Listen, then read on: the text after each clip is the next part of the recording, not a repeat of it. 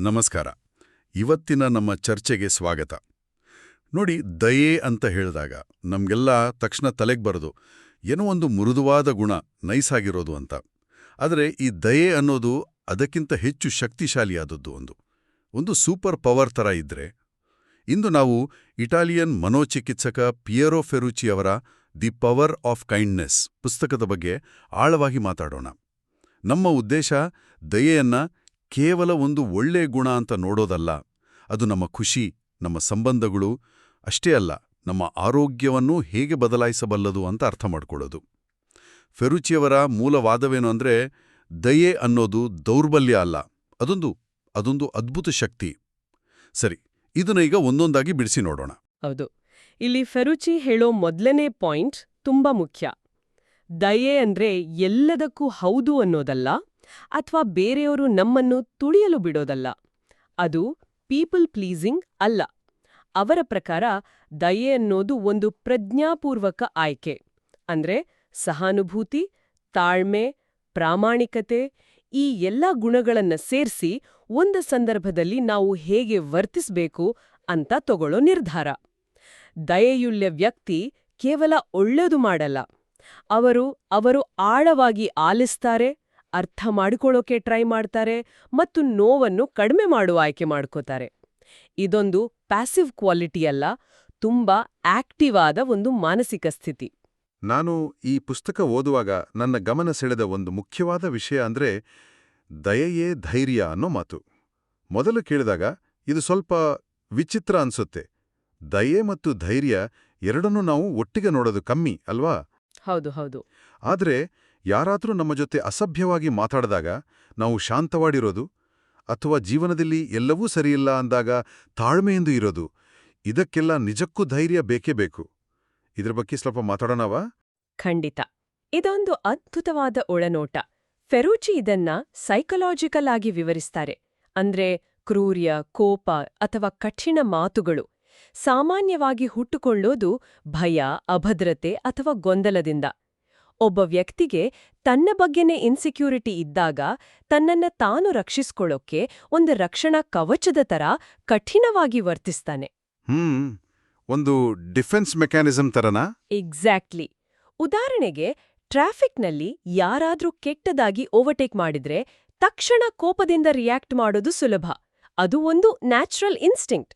ಅದೇ ಆ ಕ್ಷಣದಲ್ಲಿ ಅವರಿಗೇನೋ ಅವಸರವಿರಬಹುದು ಅಂತ ಯೋಚಿಸಿ ಸುಮ್ಮನಿರೋಕೆ ಅದಕ್ಕೆ ಎಮೋಷನಲ್ ಕಂಟ್ರೋಲ್ ಬೇಕು, ಆಂತರಿಕ ಶಕ್ತಿ ಬೇಕು.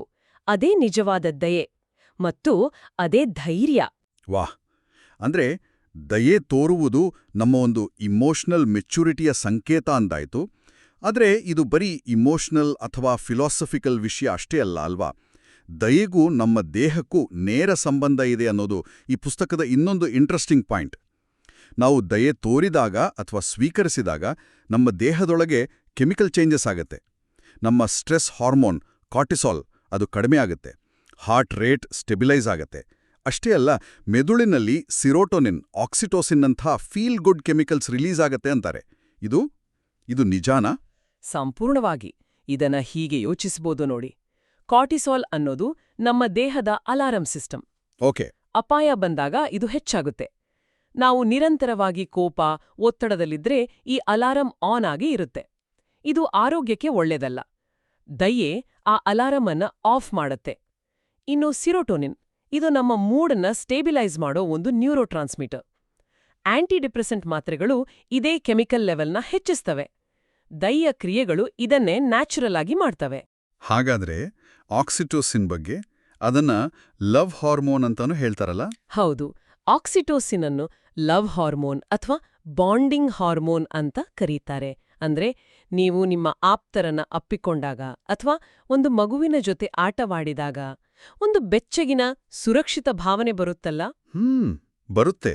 ಆ ಭಾವನೆಯ ಹಿಂದಿನ ರಾಸಾಯನಿಕವೇ ಆಕ್ಸಿಟೋಸಿನ್. ಒಂದು ಸಣ್ಣ ದಯೆಯ ಕ್ರಿಯೆ. ಅದು ಯಾರಿಗೋ ಒಂದು ಕಪ್ ಕಾಫಿ ಕೊಡೋದಿರ್ಬೋದು ಅಥವಾ ಕಷ್ಟದಲ್ಲಿರೋರ ಮಾತನ್ನ ಕೇಳೋದಿರ್ಬೋದು. ನಮ್ಮ ಮೆದುಳಿನಲ್ಲಿ ಅದೇ ಪವರ್ಫುಲ್ ಕೆಮಿಕಲ್ ಅನ್ನ ಬಿಡುಗಡೆ ಮಾಡಬಲ್ಲದು. ಇಲ್ಲಿ ಗಮನಿಸಬೇಕಾದ ಅಂಶ ಅಂದ್ರೆ ದಯೆಯು ಕೊಡುವರಿಗೂ ಒಳ್ಳೆಯದು, ತೆಗೆದುಕೊಳ್ಳುವರಿಗೂ ಒಳ್ಳೆಯದು ಅನ್ನೋ ಮಾತಿನ ಹಿಂದೆ ಸೈಂಟಿಫಿಕ್ ಬೇಸಿದೆ.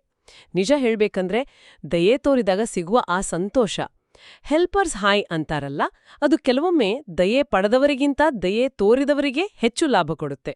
ಇದು ಕೇಳೋಕೆ ಅದ್ಭುತವಾಗಿದೆ. ಪುಸ್ತಕದ ರಚನೆಯೂ ಅಷ್ಟೇ ವಿಶೇಷ ಅಲ್ವಾ?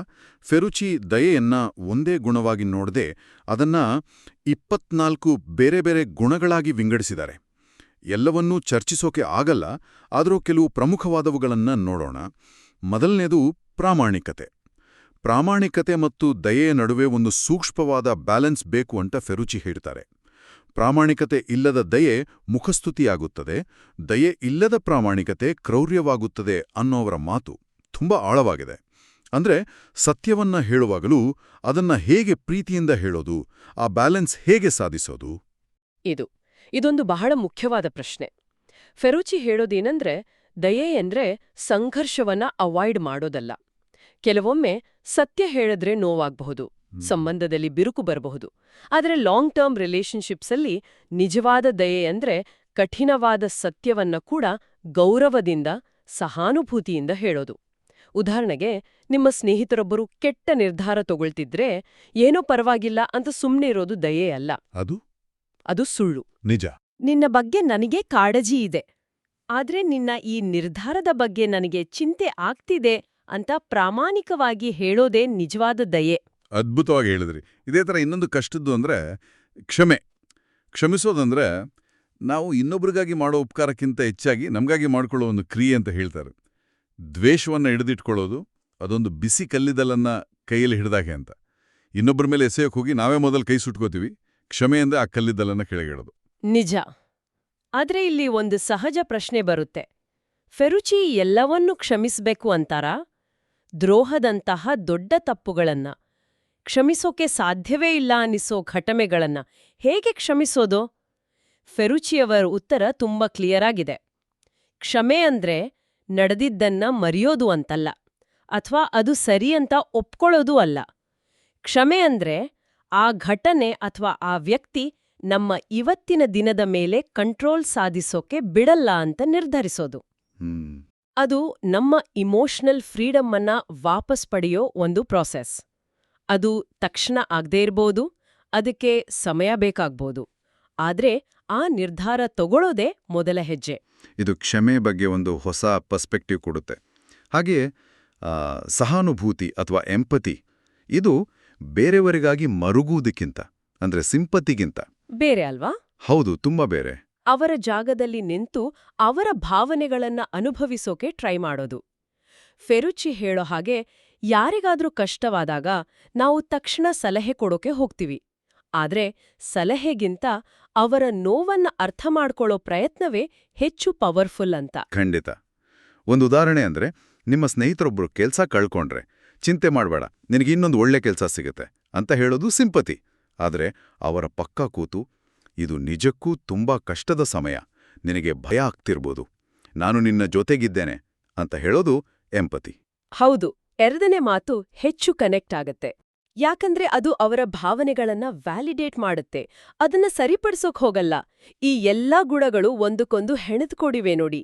ಸಹಾನುಭೂತಿ ಇಲ್ಲದೆ ಕ್ಷಮಿಸೋದು ಕಷ್ಟ. ಪ್ರಾಮಾಣಿಕತೆಯನ್ನ ದಯೆಯಿಂದ ಹೇಳೋಕೆ ಸಹಾನುಭೂತಿ ಬೇಕು. ಹೀಗೆ ದಯೆ ಅನ್ನೋದು ಹಲವು ಸದ್ಗುಣಗಳ ಒಂದು ಸುಂದರವಾದ ಹೂಗುಚ್ಛ. ಈ ಎಲ್ಲಾ ಚರ್ಚೆಯಲ್ಲಿ ನಾವು ಹೆಚ್ಚಾಗಿ ಬೇರೆಯವರಿಗೆ ದಯೆ ತೋರೋ ಬಗ್ಗೆ ಮಾತಾಡ್ತೀವಿ. ಆದ್ರೆ ಫೆರುಚಿ ಅವರ ಒಂದು ಪವರ್ಫುಲ್ ಆರ್ಗ್ಯುಮೆಂಟ್ ಅಂದ್ರೆ, ನಿಮ್ಮ ಬಗ್ಗೆ ನೀವು ಕ್ರೂರರಾಗಿದ್ರೆ ಇತರರೊಂದಿಗೆ ನಿಜವಾಗಿಯೂ ದಯೆಯಿಂದ ಇರಲು ಸಾಧ್ಯವಿಲ್ಲ. ಆನೆಸ್ಟ್ಲಿ ಹೇಳ್ಬೇಕಂದ್ರೆ ಇದು ಕೇಳೋಕ್ ಸುಲಭ, ಆದ್ರೆ ಮಾಡೋಕೆ ತುಂಬಾ ಕಷ್ಟ. ನಮ್ಮನ್ನ ನಾವೇ ಟೀಕಿಸ್ಕೊಳ್ಳೋದು, ನಮ್ಮ ತಪ್ಪುಗಳಿಗೆ ನಮ್ಮನ್ನೇ ದೂಷಿಸೋದು ನಮ್ಗೊಂದು ಅಭ್ಯಾಸ ಆಗ್ಬಿಟ್ರತ್ತಲ್ವಾ? ಹೌದು. ಸ್ವದಯ ಅಂದ್ರೆ ಸೆಲ್ಫ್ ಕೈಂಡ್ನೆಸ್, ಇದು ದಯೆಯ ಪ್ರಯಾಣದ ಅಡಿಪಾಯ. ನಾವು ಸಾಮಾನ್ಯವಾಗಿ ದಯೆಯನ್ನ ಹೊರಗೆ ಅಂದ್ರೆ ಬೇರೆಯವರಿಗೆ ಕೊಡುವ ಒಂದು ವಸ್ತು ಅಂತ ಅನ್ಕೋತೀವಿ. ಆದ್ರೆ ಫೆರುಚಿ ಹೇಳೋ ಹಾಗೆ ಅದು ಮೊದಲು ನಮ್ಮೊಳಗೆ ಶುರುವಾಗಬೇಕು. ಉದಾಹರಣೆಗೆ, ಪರೀಕ್ಷೆಯಲ್ಲಿ ಫೇಲ್ ಆದಾಗ ನಾನು ದಡ್ಡ, ನನ್ನಿಂದ ಏನೂ ಸಾಧ್ಯವಿಲ್ಲ ಅಂತ ಬೈದ್ಕೊಡೋ ಬದಲು, ಈ ಸರಿ ಕಷ್ಟ ಇತ್ತು, ನಾನು ಟ್ರೈ ಮಾಡ್ದೆ, ಮುಂದಿನ ಸರಿ ಇನ್ನಷ್ಟು ಚೆನ್ನಾಗಿ ಪ್ರಿಪೇರ್ ಆಗ್ತೀನಿ ಅಂತ ಹೇಳಿಕೊಳ್ಳೋದೇ ಸ್ವದಯೆ. ಈ ಇಂಟರ್ನಲ್ ಕಾನ್ವರ್ಸೇಷನ್ ಬದಲಾಯಿಸದೆ ನಾವು ಹೊರಗಡೆ ತೋರ್ಸೋ ದಯೆ ಪೊಳ್ಳಾಗಬಹುದು. ಹಾಗಾದ್ರೆ ಸ್ವದಯೆ ಅಂದ್ರೆ ನಮ್ಮ ತಪ್ಪುಗಳನ್ನ ಇಗ್ನೋರ್ ಮಾಡೋದು ಅಂತಲ್ಲ ಅಲ್ವಾ? ಅದರಿಂದ ಸೋಮಾರಿತನಕ್ಕೆ ದಾರಿಯಾಗಲ್ವಾ? ಇಲ್ಲ, ಖಂಡಿತ ಇಲ್ಲ. ಸ್ವದಯಾ ಬೇರೆ, ಸ್ವಸಹಾನುಭೂತಿ ಅಂದ್ರೆ ಸೆಲ್ಫ್ ಪಿಟಿ ಬೇರೆ. ಓಕೆ.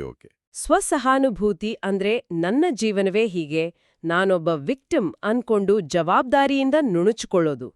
ಆದ್ರೆ ಸ್ವದಯೆ ಅಂದ್ರೆ ನಮ್ಮ ಲಿಮಿಟೇಷನ್ಸ್ ಒಪ್ಪುಕೊಂಡು ನಮ್ಮನ್ನು ನಾವು ಇಂಪ್ರೂವ್ ಮಾಡ್ಕೊಳ್ಳೋಕೆ ಪ್ರೀತಿಯಿಂದ ಪ್ರೇರೇಪಿಸೋದು. ತಪ್ಪು ಮಾಡಿದ್ದಾಗ ಶಿಕ್ಷಿಸೋ ಬದಲು ಅದರಿಂದ ಪಾಠ ಕಲಿಯೋಕೆ ಎನ್ಕರೇಜ್ ಮಾಡೋದು.